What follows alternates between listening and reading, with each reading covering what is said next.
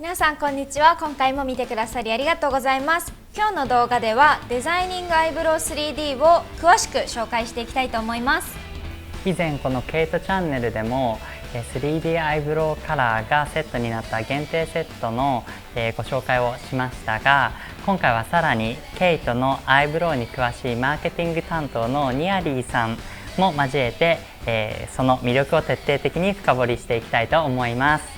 動画後半ではデザイニングアイブロウ 3D を使った、メイクもしていきますので、ぜひご覧ください。No more rules.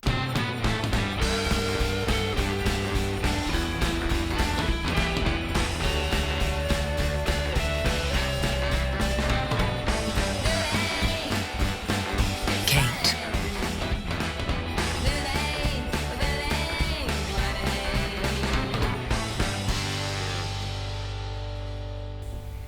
はい、こちらが今回ご紹介するデザイニングアイブロウ 3D になります。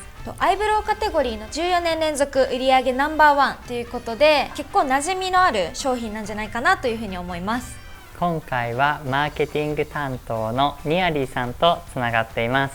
ニアリーさん。はい、よろしくお願いします。今回はニアリーさんと一緒にこのデザイニングアイブロウ 3D の魅力をポイントに分けて語っていきたいと思います。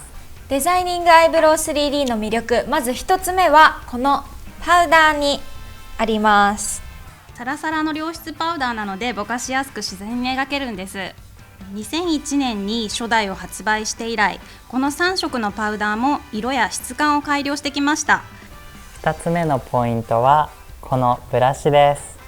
柔らかく繊細なブラシになってまして、ふんわりとした眉頭から細い眉尻まで簡単に描くことができるようになっています。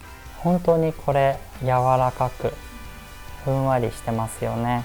丸筆の方なんですけれども、ノーズシャドウに使用するためにふんわりとつくように柔らかいブラシにしています。本当に肌に当てても全然痛くない気持ちいいブラシ、ですよね。気持ちいいです。直毛の毛だけだとこのパウダーがしっかりつきすぎてしまうため、カーブした毛を混合させています。でこれによってブラシに空気が含まれてふんわりとした柔らかい質感を実現することができています。反対に平筆の方はやや張り感を持たせて眉尻を細く描けるようにしています。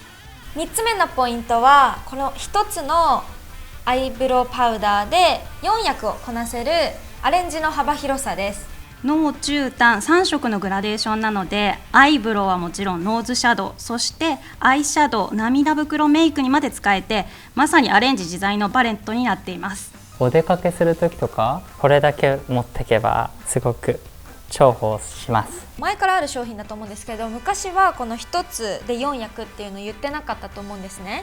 はい、以前からお客様が他の部位にも使えるようにしたいっていうようなコメントとかニーズがあったんですけれども、アイブロウ以外にも使用範囲を広げて使えるようにしてきました。それでは1つ4役の目元メイクをやっていきたいと思います。私は EX4 番を使っていきます。僕は EX の5番を使います。そしたら最初は眉毛から、真ん中の色と一番濃い色をこの丸い方のブラシで混ぜながらのせていきます。手の甲で調節すると眉にもいきなり濃くつかないのでおすすめです。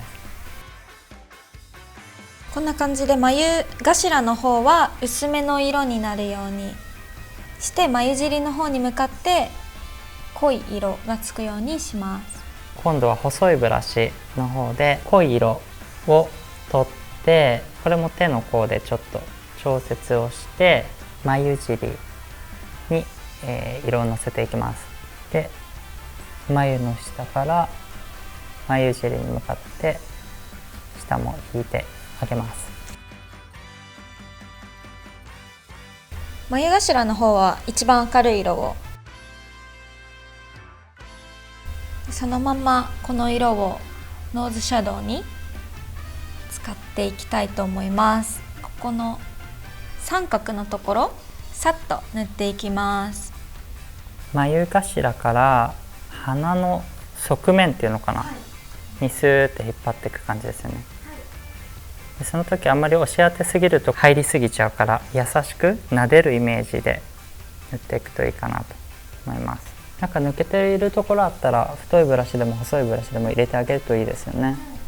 簡単ですよね。これ順番に並んでるので一番明るい方を前頭、中間、一番前尻っていう風に。こういうイメージかな。こうかな。あ、そうですそうです、ね、こういうイメージで。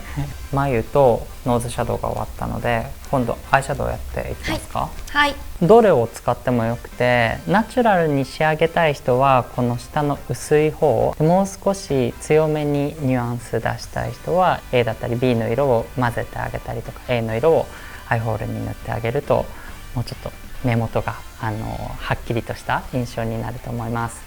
僕は今回はちょっと濃い色をやっていこうと思います。私薄い方やっていきます。ブラシが柔らかいので、すごくのせやすい。そうですね。めちゃくちゃ自然な影になってすごくいいです。そしたら最後にこのアイブロウを使って涙袋も足していきたいと思います。斜めカットの方のブラシを使って B と C の色を混ぜて、目をちょっとこういう風に開けるとここにうっすら影ができるので、僕はうっすら入れたいので C の色を多めにします。 C の色多めにするとなんていうのかな、ちょっとハイライトっぽいっていうか綺麗なツヤができる気がします。はい、できました。こんな感じで一つ4役の目元メイクが完成です。